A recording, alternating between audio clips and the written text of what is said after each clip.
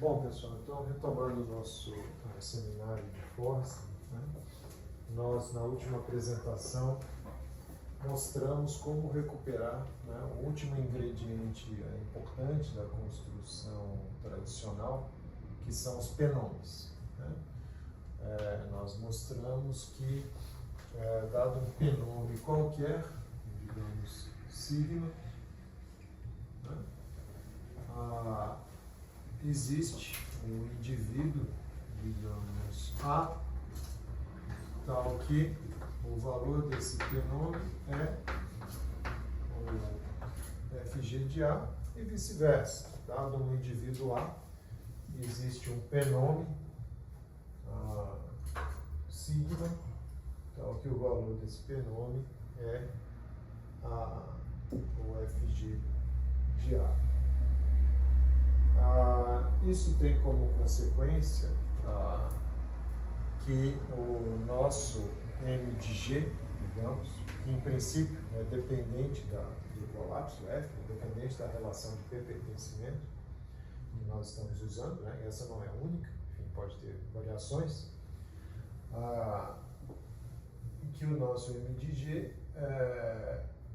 é igual ao M de G da construção tradicional. A extensão, né, do M com o G na abordagem tradicional é definida como o conjunto dos valores dos penomes, né?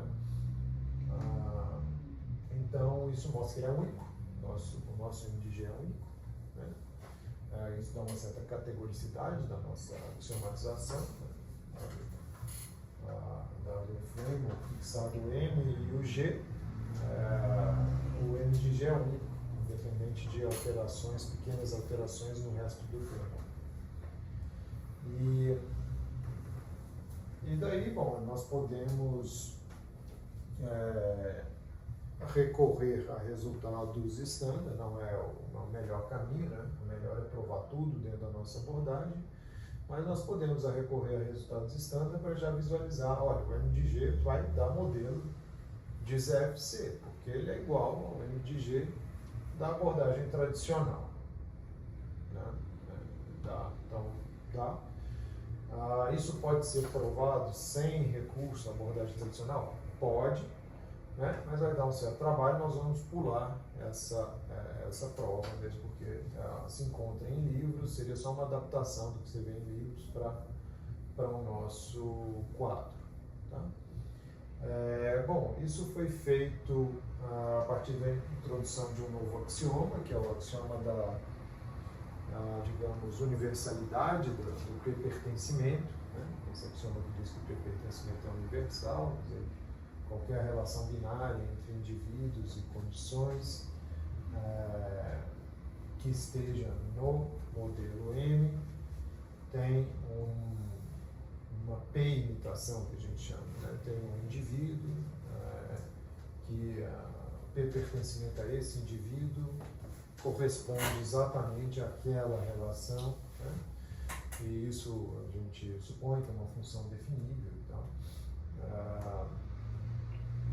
E assim nós temos essa construção. Bom, uma última coisa a se observar é que com esse novo axioma nós podemos eliminar os axiomas anteriores de nomeação, né?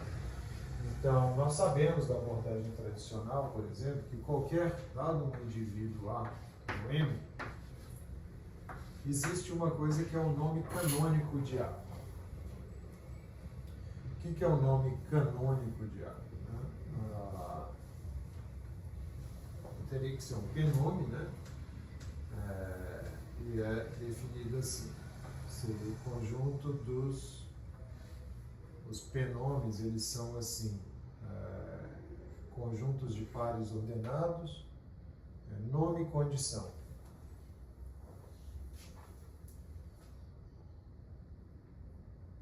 Né? Seria assim, por exemplo, nome canônico de B, por exemplo, a condição 1, onde B é um elemento de A. Definido recursivamente, quer dizer, o nome canônico de A, quando for avaliado, deve dar o valor A. Né? Então, com essa definição, a gente tem o seguinte: nome canônico, quando avaliado em G, isso deve ser A. Tá? E isso independente de G. Quer dizer, esse nome canônico ele é uniforme, um nome uniforme, então aqui para todo G isso vale. Bom, isso é uma consequência do fato que o 1, o elemento, o maior elemento da ordem, sempre está no filtro. Né? Então, quer dizer que o filtro vai selecionar todos esses, né? Então, por indução, se o nome canônico de B dá B, então quando você fizer a avaliação em G, isso daqui vai pegar todos, a avaliação de todos esses nomes canônicos e vai dar o conjunto de todos os elementos de A. Então, isso é verdade.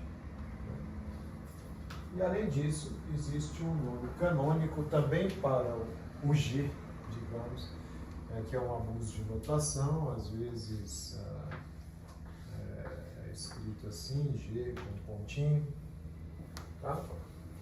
Que é um nome uniforme que também vale para todo G. Então é por isso que essa não é a melhor notação, porque parece que está associado a um G específico, mas não está. Tá? Seria uma coisa assim, seria o nome canônico da condição P, P. P é um elemento da ordem. Tá? Veja que esses nomes canônicos são definidos dentro do M, que é um modelo, enfim, são definidos dentro do M por recursão, no M. Então, são conjuntos que estão dentro do M. E isso aqui, similarmente, porque está lá no conjunto M. Isso, quando você fizer a avaliação, né, fica feio, que é a notação. Né? Esse nome aqui, em princípio, é independente do G. Isso aqui vai valer para todo G. Mas é assim que ficou usado na tradição. Isso é G. Daí esse nome é uniforme. Claro, a definição dele não pode usar G nenhum, porque tem que viver dentro do M. Tá? Tanto esse quanto esse são elementos de M. Né? E aí aqui a gente vê porque justamente quando você fizer a avaliação por G, vai pegar só as avaliações desses quando esse está no G. E a avaliação desse é sempre P. Então vai pegar exatamente a avaliação, vai pegar exatamente os caras que estão em G. Tá? Então isso elimina dois axiomas. Então os axiomas da nomeação. Esse axioma da universalidade é muito forte. Permite recuperar todos os P-nomes, né? E permite eliminar esses dois axiomas. Uma pergunta agora que nós temos axiomas, né? É o seguinte, bom, o que acontece sem esse axioma? E só com esses dois? Nós ainda temos boa parte do nosso aparato funcionando. Todas aquelas, né? Por que então eu usei esses axiomas antes? Por que esses mais fracos? Porque toda definição, provar que o G intersecta todos os densos, provar que as cláusulas indutivas do Force podem ser recuperadas, tudo isso pode ser feito só com esses dois axiomas mais fracos, sem o axioma da universalidade. Esse outro axioma ele é usado depois, justamente para provar que o M de G dá modelo. Como nós mais ou menos esboçamos aqui de um jeito assim, nós mostramos que o nosso M de G é um M de G tradicional, né? E o M de G tradicional, como nós já sabemos, é dar modelo de ZFC. Se o M for modelo de ZFC, preserva todos os axiomas. Bom, mas é isso. Então, quer dizer, a gente poderia, em princípio, ter extensões não standard, né? Extensões genéricas não standard, sem esse axioma. Quer dizer, é uma pergunta. Dá a mesma coisa, não dá, ele é realmente necessário? Ele é usado para garantir que o nosso MDG é grande o suficiente. Porque esse é um problema. Tem que satisfazer os axiomas da teoria de conjuntos. Quer dizer que tem que ter uma série de fechamentos. E como é que a gente garante isso? Bom, foi com esse axioma da universalidade. Se tirar, o que acontece? Uma pergunta. Projeto que pode ser estudado, né? Um resultado que seria muito interessante para muita gente provar que esse axioma é necessário. Por exemplo, se o MDG é modelo de ZFC, então tem que valer algo parecido com o axioma da universalidade. É possível recuperar qualquer coisa parecida com o axioma da universalidade pelos fechamentos que um modelo de ZFC tem que ter. Isso seria muito interessante, né? Porque seria um caminho assim, de já voltar mais ainda na explicação do Force, assim, como o MDG tem que dar modelo, então a construção tem que ser essa. Quer dizer, uma coisa que está por trás dessa investigação da abordagem axiomática é a unicidade do método do Force. Ele é o único método que a gente tem para estender modelos. Será que isso é acidental? Será que não? Será que um método de extensão de modelos para gerar modelos de ZFC tem que ser mais ou menos isso? A abordagem axiomática é um passo que permite a investigação nessa linha. Ele fala assim, olha, para ser modelo tem que satisfazer aqueles axiomas, pelo menos fixando certos parâmetros, esses axiomas têm que ser satisfeitos. Aí isso seria muito interessante. Tá bom. Que aí a gente daria uma explicação para esse fenômeno. Bom, por que não há outro método? Pode ser que, fixando algumas coisas, não tenha como mesmo. Né? Com um certo controle, a ideia é essa. Mantendo um certo controle do MDG a partir do N, né, exigindo que nós tenhamos esse tipo de controle, que seria mais ou menos o nosso framework. Então, não tem jeito, esses axiomas que nós temos têm que ser satisfeitos. Bom, isso é uma coisa um pouco distante, mas é algo para se ter, uma das motivações desse projeto. Agora, digamos, nós queremos aplicar um pouco, mostrar como o método pode ser aplicado. Né? Esse método foi, acima de tudo, famoso por demonstrar a consistência de ZFC, mas não CH, né? Na negação da hipótese do contínuo. A hipótese do contínuo diz que o cardinal do contínuo, ou seja, do conjunto de números reais, nós podemos pensar assim, é o primeiro cardinal não enumerável. A negação diz que não. Aí pode ser, né, o segundo, o terceiro, só não pode ser enumerável. Né?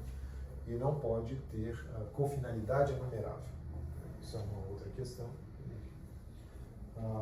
Mas poderia ser o terceiro cardinal não enumerável, no princípio. Como foi feito isso? Então, tem uma série de outros insights interessantes que foram utilizados para chegar, né, partindo de um modelo N que, em princípio, satisfaz a hipótese generalizada do contínuo, ou que satisfaz, pelo menos, a hipótese do contínuo, construir um modelo, né? Isso vai gerar um MDG que não satisfaz a hipótese do contínuo.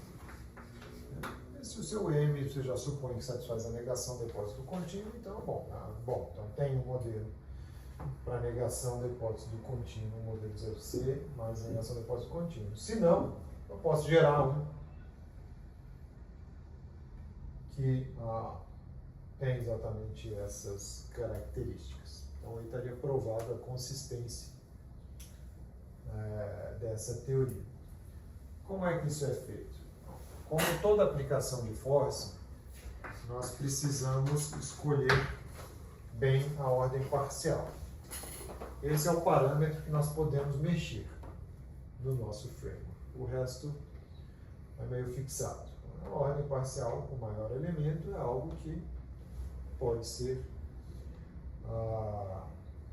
escolhido, digamos, com uma flexibilidade, né? Ela tem que satisfazer condições de não trivialidade, para o M de G não ser o M, mas fora isso é muito flexível, né? Nós vimos essas condições, né, em alguns casos, para garantir que o G não vai estar no M de G, né? No caso de não CH, a ideia seria introduzir uma espécie de função de um cardinal em 2 elevado a ômega, que é o contínuo,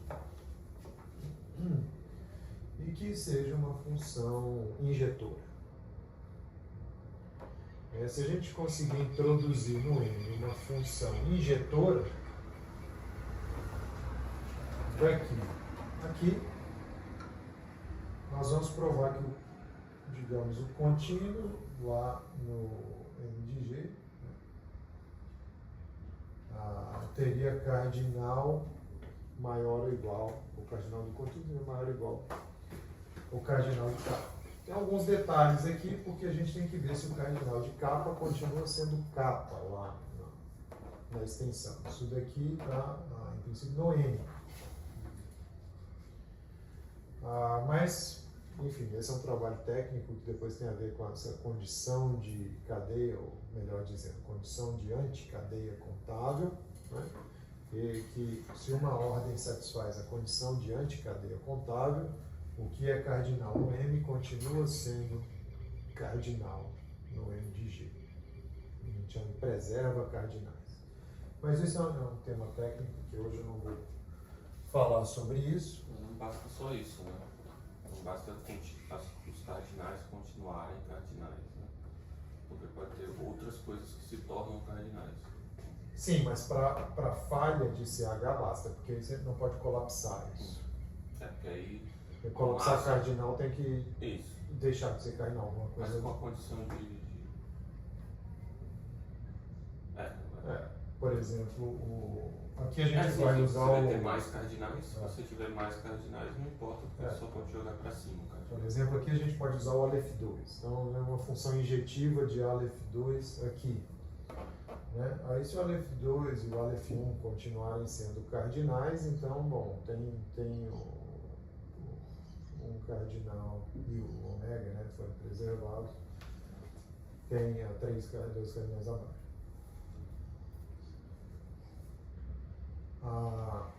Bom,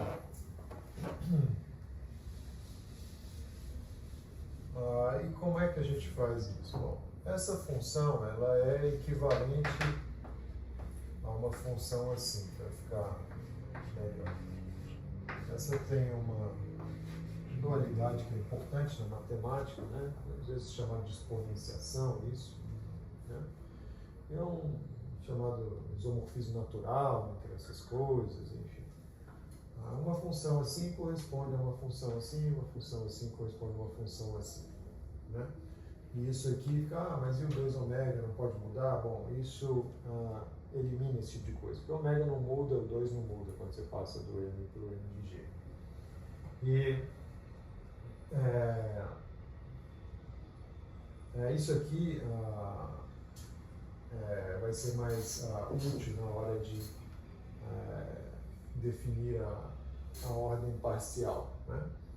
Então, bom, nós queremos introduzir uma função desse tipo, mas o que nós vamos introduzir em princípio é o G, né? É um conjunto genérico. Então a ideia é que o G dê origem a uma função desse tipo, quando você colocar ele dentro do modelo. Como isso poderia acontecer? Bom, o G poderia ser constituído dos fragmentos dessa função, o conjunto dos fragmentos dessa função, fragmentos finitos, e que, quando a gente fizesse a união de G, como ele é um filtro, ele deve ser, digamos, coerente, deve ser um conjunto compatível, quando você vai dar essa função, né? Então, bom, como o G vai ser um subconjunto da ordem, e aí, então a gente gostaria que ele fosse os fragmentos finitos dessa função, então para a ordem vamos pegar simplesmente o seguinte, P vai ser o conjunto das P's que são funções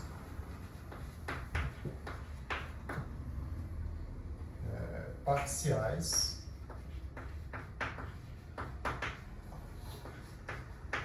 finitas de K cartesiano ômega em 2. Certo?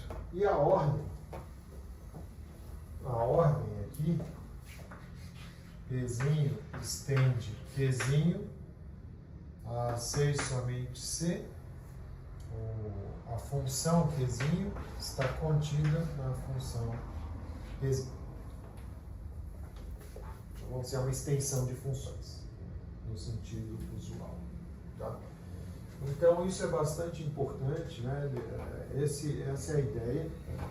Então, a primeira coisa é a ideia de, vamos considerar esses fragmentos, todos os fragmentos possíveis de uma função assim, que não está lá essa função não está no M, mas os fragmentos dela estão, os fragmentos finitos estão lá. E aí, vamos pegar um filtro genérico, né? Ele vai ser um conjunto de funções parciais finitas. Como é um filtro, essas funções vão ter que ser compatíveis por causa da ordem. Tá? A cada duas vão ter uma extensão comum dentro do filtro. Então a gente pode fazer a união de G. E aí a gente gostaria que a união de G fosse uma F daquele tipo. A F existe, né? Você não sabe se Fs desse tipo existem, você só não sabe se elas são injetoras. A F de 5. Sim. Claro, isso pode ser uma função constante, por exemplo. Né? Agora a F que a gente quer, com essa injetividade, é que não vai estar no M, porque o M satisfaz a CH. Tá? Bom, então esse é o quadro de motivação. Então, a partir disso, eu vou fazer uma teoria um pouco mais geral das ordens parciais de funções parciais finitas. Tá? Muita coisa se aplica em geral, e depois a gente volta para esse caso particular. Claro. Aí, mais um comentário que eu acho que talvez ajude a compreensão, que é, como você quer que ela tenha injetividade, então quer dizer que essas funções parciais da função que você quer que seja injetiva, então elas vão funcionar como sequências, né? Elas não vão ter replicações, então elas vão ser vão ser sequências parciais de dígitos do K, né, por exemplo. E vai ser menor quando uma sequência estende a outra.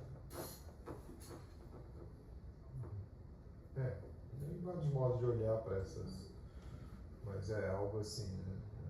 Pode ser, se você inverte aqui, né? Uhum. Você pode ver assim, né? O que nós vamos fazer para a injetividade é assim, se você pega dois elementos do K diferentes, né? Então tem que ter um cara em ômega que para um desses elementos vai dar 0 e para o outro vai dar 1.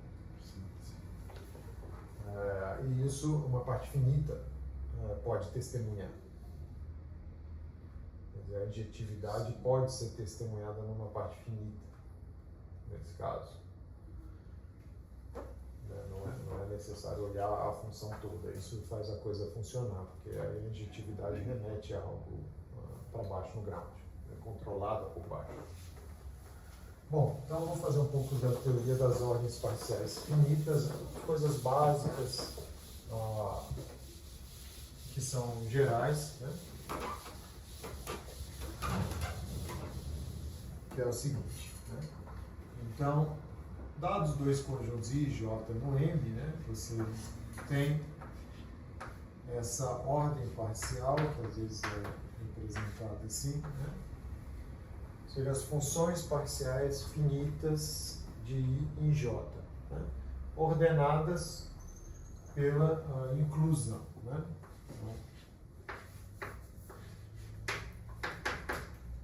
Isso somente C, que está contido em Q. O maior elemento da ordem é a função vazia, tá? Aquele que é estendido por todas as funções parciais finitas.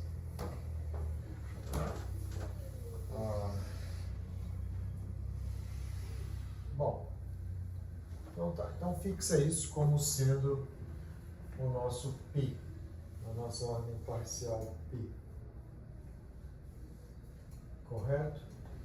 Que informações nós temos sobre a união de G? Pega um G qualquer genérico, né? Então vou colocar aqui, se G contido nessa ordem é um filtro genérico, tá? O que nós podemos dizer sobre a união de G?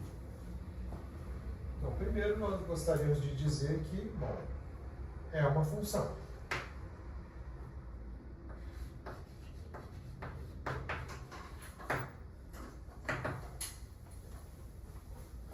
Isso segue apenas do fato que G é um filtro, tá?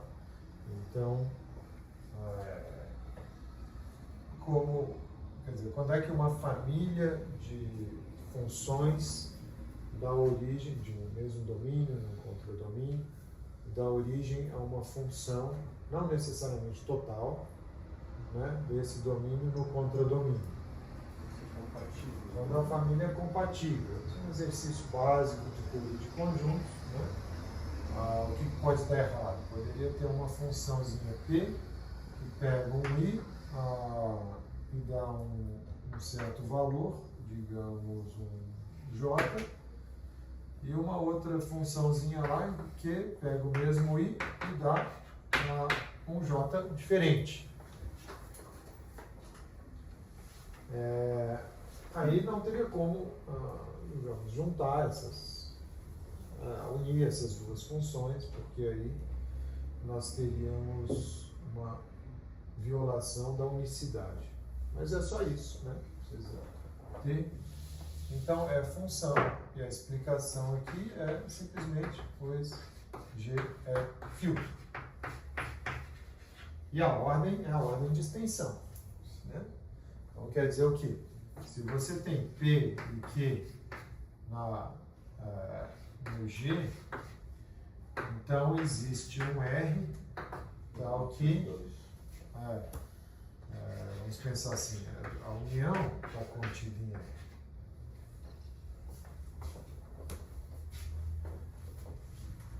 Um R no G, mas nem precisaria.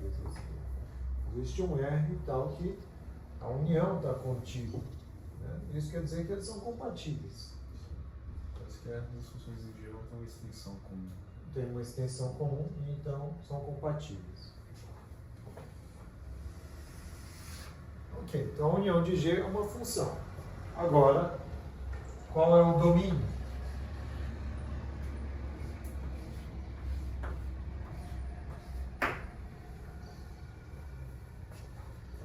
Será que é tudo? Será que o domínio é I grande? Bom, para isso nós vamos usar a genericidade, né? Então, para provar que o domínio é I, nós gostaríamos de fazer o seguinte, ó. Se o Izinho pertence a I, né? Será que existe um P, um G? Vou escrever aqui embaixo.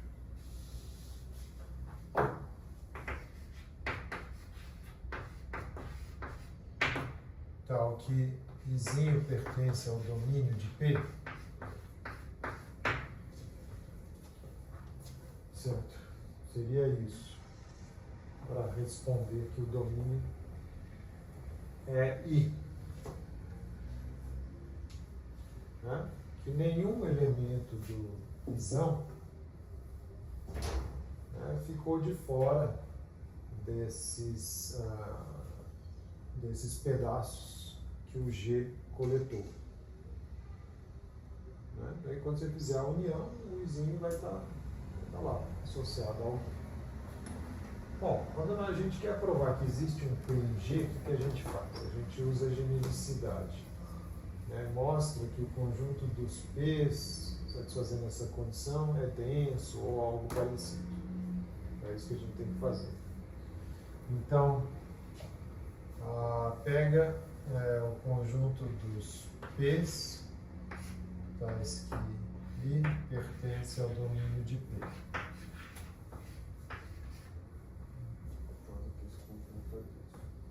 Né? Podemos chamar esse conjunto de DI5.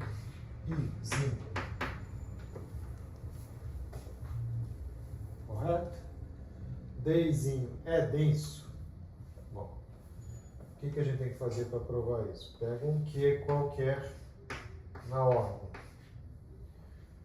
Será que tem uma extensão de Q que está no... Naturalmente, porque I se está ou não está em Q. Ou o Izinho está no domínio de Q ou não está. Se está, o próprio Q serve como extensão dele próprio, que está aqui dentro. Se não está, então você faz junta com o Izinho qualquer coisa, e isso vai estar aqui. Né? Se o I já está, você também pode juntar com o Izinho, mas essa qualquer coisa tem que ser o valor que o Q dá para o Izinho. Então isso está no Dzinho. Então esse cara é denso. Então quer dizer que o G intersecta. Se o G intersecta DI,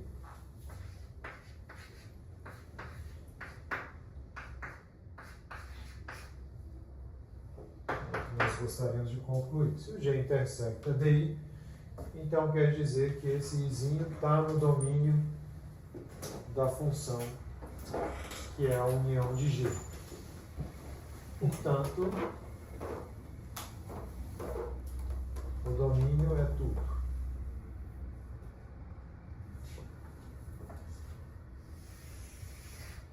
Vamos dizer, esse domínio é união de G é função. Correto? E o contradomínio, a imagem da função, melhor dizendo. O contradomínio é J. Mas será que a imagem é o contradomínio como um todo? A gente chama em inglês de range, né? O alcance da função.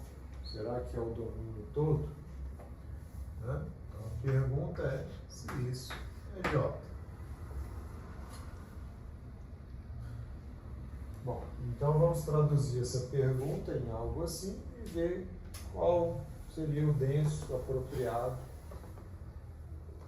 para resolver esse problema. Então pega um J aqui.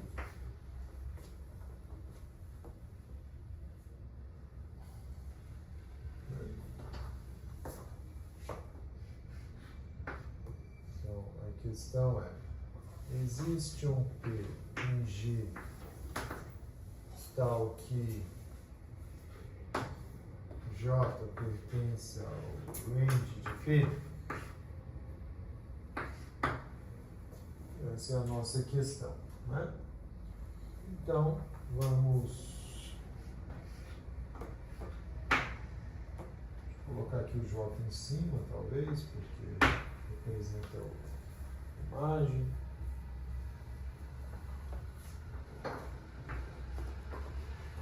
Conjunto dos P's, tais que J pertence ao range de P. Será que isso é denso?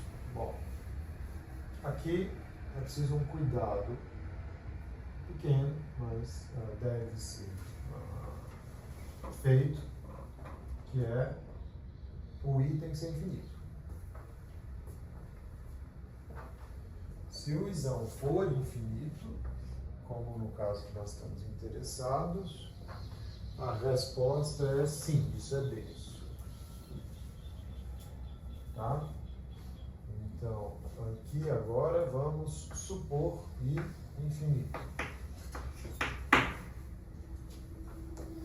nas nossas condições. Então, tem um J em J e I é suposto ser infinito. Agora, como provar que isso é denso? Do mesmo modo, pega um Q qualquer na ordem parcial e aí como que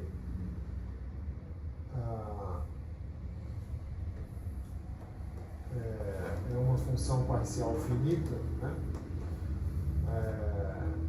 Nós temos sempre algum elemento do domínio que não está lá. Então, fixe um I tal que I não pertence ao domínio de Q. Correto? Então, Q unido com, aí aqui não precisa supor nada, IJ, né? Pertence a DJ. Isso aqui é uma extensão. Ela pode não ser injetora, né? Podia o I, quer dizer, o J poderia já estar no range do Q. Em todo caso, eu já resolveria. Mas se não tiver, que é o caso de interesse, é possível adicionar com um I que não está no domínio, aí a gente usa a infinitude. Aí teria que ter infinitude de J também. Não, o J pode ser qualquer coisa. Pode ser que tenha elementos, tantos elementos que você não consegue garantir que vai continuar. Ah, não, isso aqui para não, a injetividade do Q não vai garantir mesmo. Tá? Mas a gente garante que tem uma extensão que está aqui. Então, esse cara é denso, significa que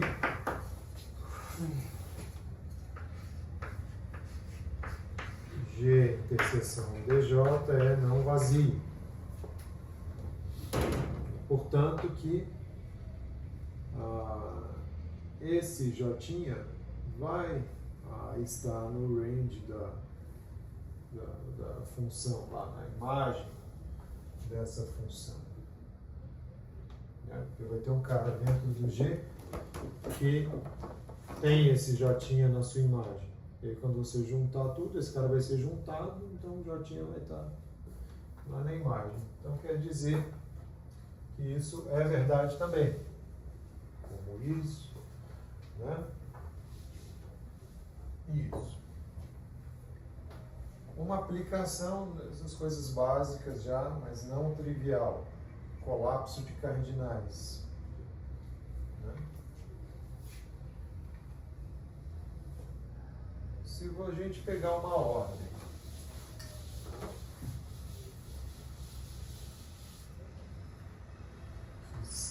φ de ômega, um cardinal qualquer, kappa, aqui o domínio é infinito, como estamos nas condições. Eu pego um genérico contido, vamos chamar isso de P, pego um genérico contido em P, a união do genérico vai ser uma função, o domínio vai ser o ômega todo, e a imagem vai ser o kappa todo, e essa função vai ser sobrejetora. O kappa todo. Então, o que isso quer dizer? Suponha que o kappa fosse um cardinal infinito no M. O kappa vai morar no M de G também, e todo o M vai estar lá.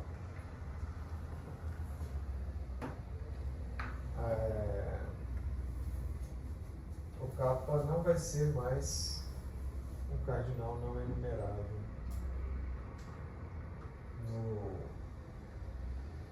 no M de G. Ele também não vai ser um ômega, porque tem elementos, né? O kappa e o ômega têm elementos diferentes.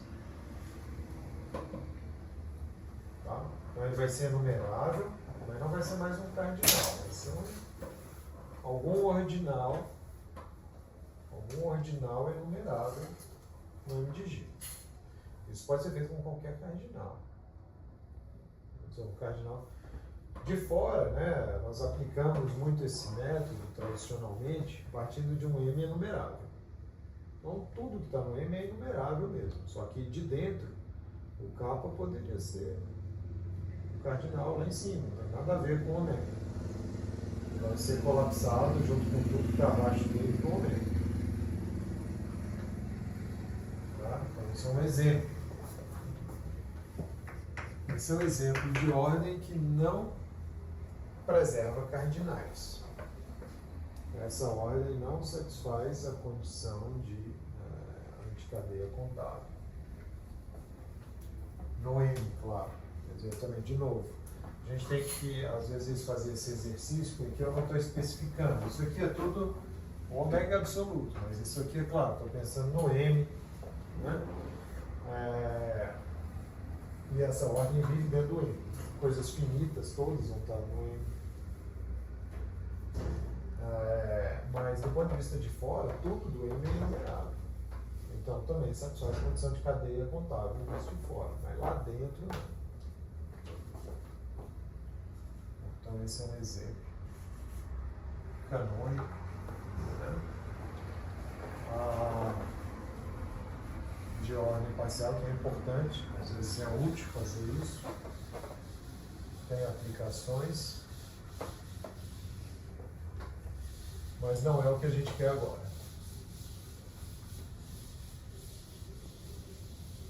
Então, como é que a gente poderia agora, voltando para o nosso exemplo, lidar com a injetividade?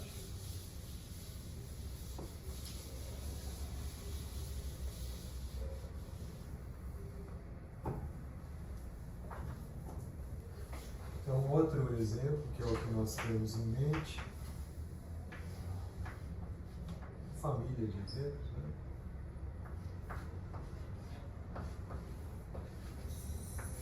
Contra o domínio finito, 2, 0, 1. O domínio infinito.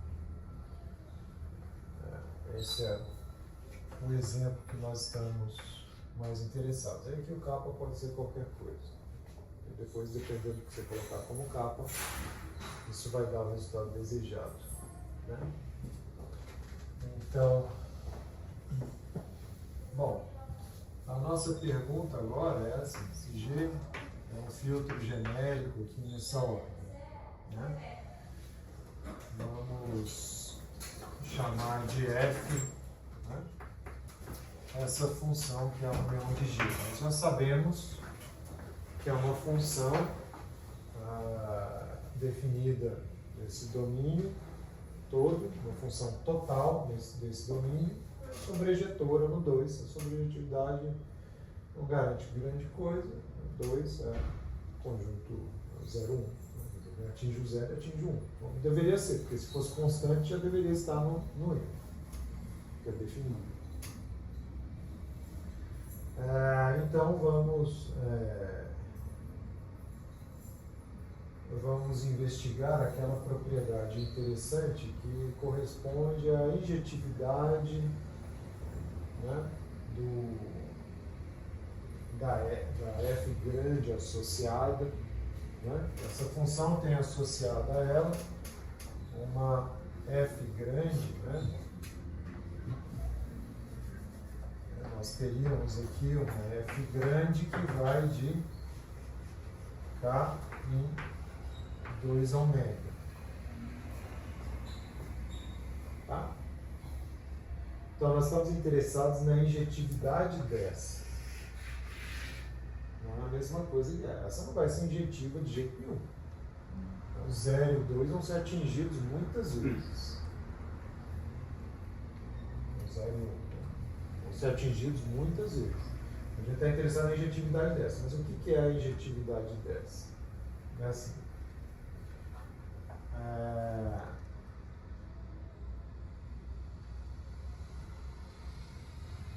Dados alfa e beta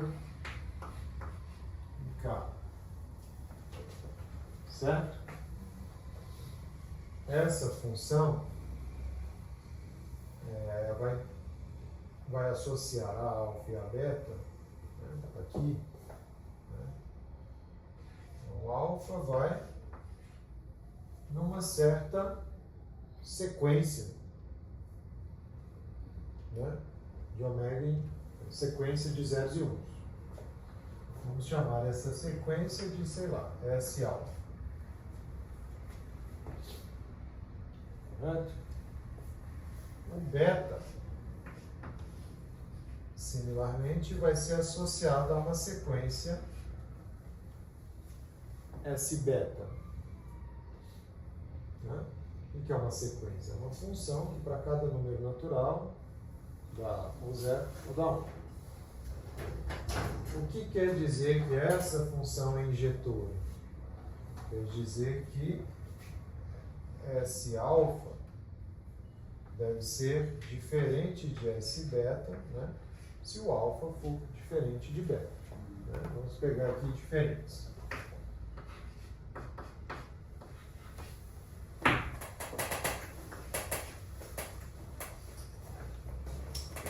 Bom, e como é que a gente garante que o S alfa é diferente do S beta?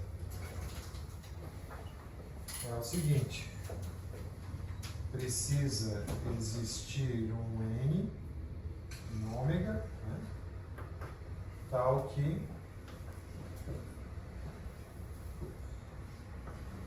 S alfa de N é diferente de S beta de N.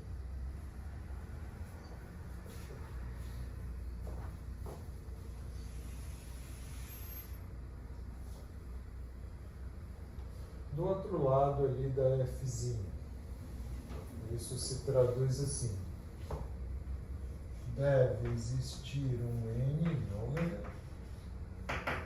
tal que Fzinha de alfa N é diferente de Fzinho de beta in.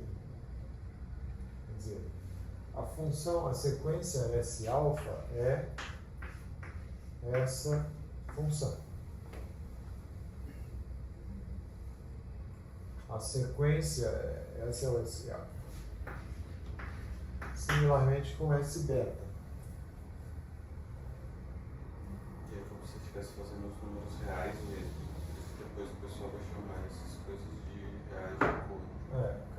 Cada sequência dessa é como as pessoas pensam assim, é como se eu estivesse introduzindo capa números reais no modelo. A sequência de 0 e 1 de tamanho ômega é um número real. isso pode ser visto como um forcing produto, né? Já é um tipo de iteração. Você pode introduzir um só.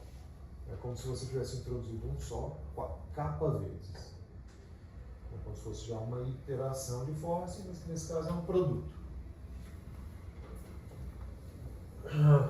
Bom, aí como é que a gente faz para garantir isso? Quer dizer que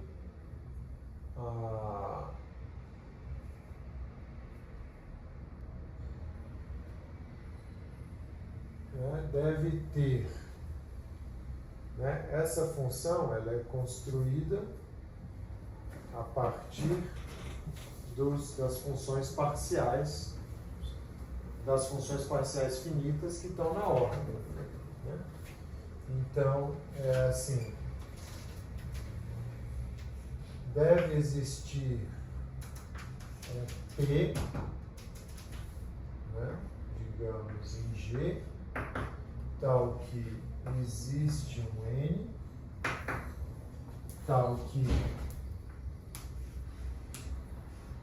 P de alfa N é diferente de P de beta N. Né? Então, bom, é claro que aqui está implícito, né, que alfa N e beta N estão no domínio de P, né? Pertencem ao domínio de P. Então, deve existir um P com esses elementos no domínio, né, e que faça essa distinção. Para um deles vai dar 0, para o outro vai dar 1. São as únicas opções. Então, aí a mesma ideia de sempre, né? Nós queremos ver se existe um P em G, então tem que ver se a condição é densa, digamos assim, se ela gera um conjunto denso. Então vamos definir um conjunto denso assim: V alfa beta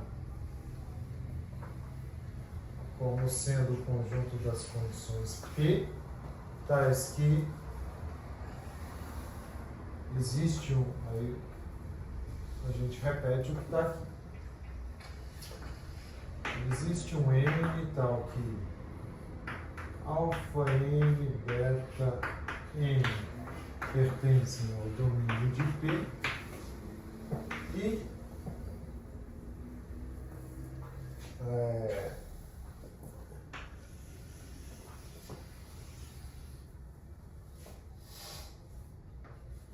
P de alfa N é diferente de P de beta N. Tá? Então a pergunta é: esse cara é denso?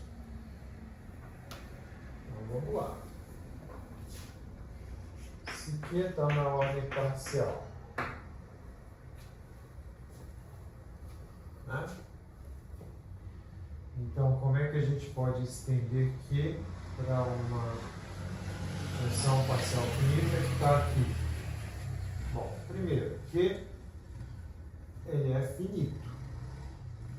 Então, tem um número natural, N, que não aparece de modo algum no domínio de Q.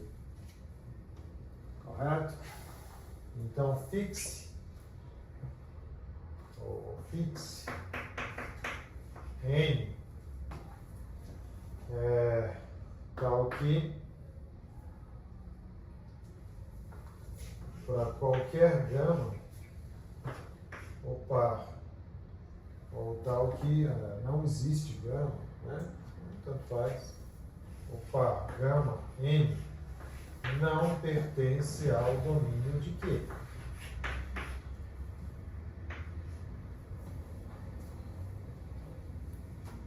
Certo?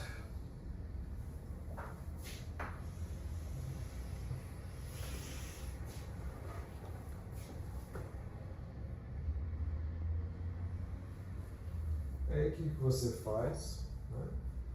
Então agora nós vamos adicionar. Né? Então vamos adicionar aqui, né, as seguintes coisas.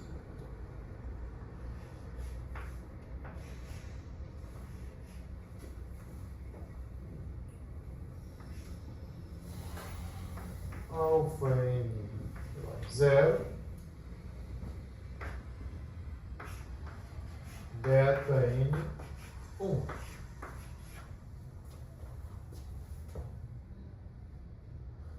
Isso é uma extensão de quê? Que pertence a D alfa beta. Então, esse conjunto é denso. Tem um intersecta o G, tem um elemento nesse denso que é correto. Portanto, a função é injetora. Isso para qualquer carro. Então a ideia agora seria, só para concluir,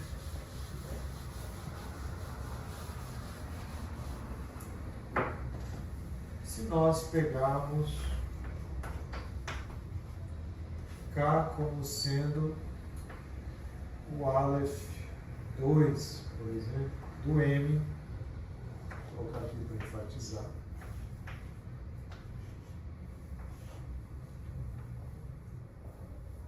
O que isso daria? Pelos nossos resultados, daria que no M de G, a gente teria uma função injetora desse cara no 2 ômega. Então quer dizer que o cardinal desse cara, Aleph 2 em M, é menor ou igual a 2 ômega, no M de G.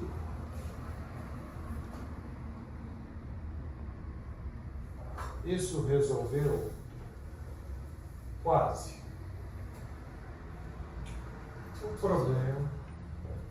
O problema é que esse cardinal pode não ser Aleph 2. Como nós acabamos de ver, cardinais podem ser colapsados. Né? Então, por isso que eu pus aqui, o cardinal de Aleph 2 não é redundante? Aleph 2 já é um cardinal? Não, se ele for colapsado, não vai ser. A rigor, nós temos uma função injetora desse cara, que é um cara que vive lá no M de G, sim, ele é um indivíduo azinho. Né? Esse cara aqui é um azinho, ele vive lá no M de G, vive no M. É um ordinal.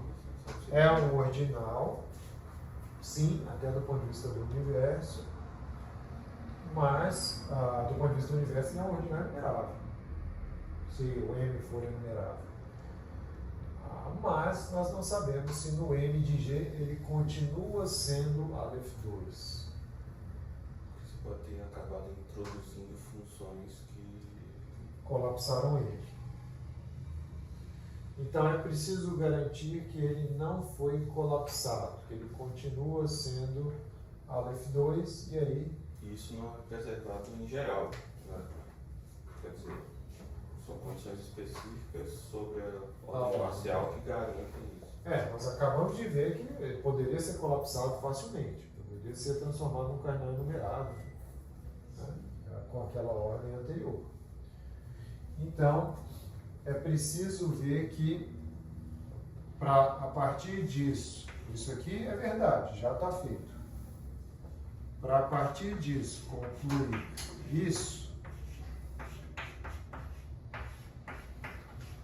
tem uma passagem.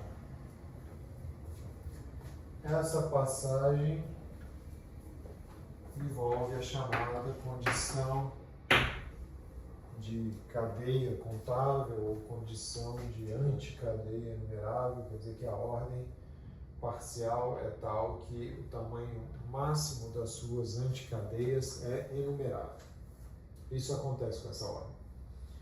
Isso a gente pode mostrar, né? Mas aí que a partir disso, uma ordem satisfazendo essa condição preserva os cardinais, aí tem mais um trabalho a ser feito. Então, ainda não é trivial, né? Tem ainda algumas questões, né? Assim, não só o método geral ele é bastante sofisticado, mas a aplicação também muitas vezes envolve resolver problemas combinatórios sofisticados. Que foi feito. E tem isso é interessante também, que assim, ó, o contável é só o menor das condições. Isso vai garantir que você preserva todos os cardinais maiores que o contável. Então, preserva todos os cardinais. Aí você pode ter a condição de anticadeia Aleph 2. Aleph 3. Ou seja, e aí ele vai preservar dali pra como frente. cardinal dali para frente. Então, isso aí que a gente deve fazer na próxima é um resultado super geral.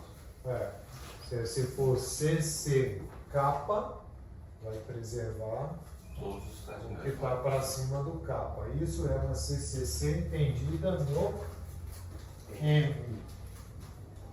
Tá? Do ponto de vista do universo, tudo é CCC. Se o M for enumerado. Que essas anticadeias são anticadeias de elementos incompatíveis. Né? São conjuntos de elementos 2 a 2 incompatíveis. Isso é uma anticadeia. Bom, então acho que por hoje a gente fica aqui, né? Então já estamos encerrando esse ciclo com essa aplicação. Resta apenas mostrar que a ordem é CCC e que ordens CCC preservam cardinais. Né? Então isso tem que ter algumas questões combinatórias envolvidas nisso, né? Lema do delta sistema. Né? Então nós podemos falar sobre isso no próximo encontro. Então, deixa eu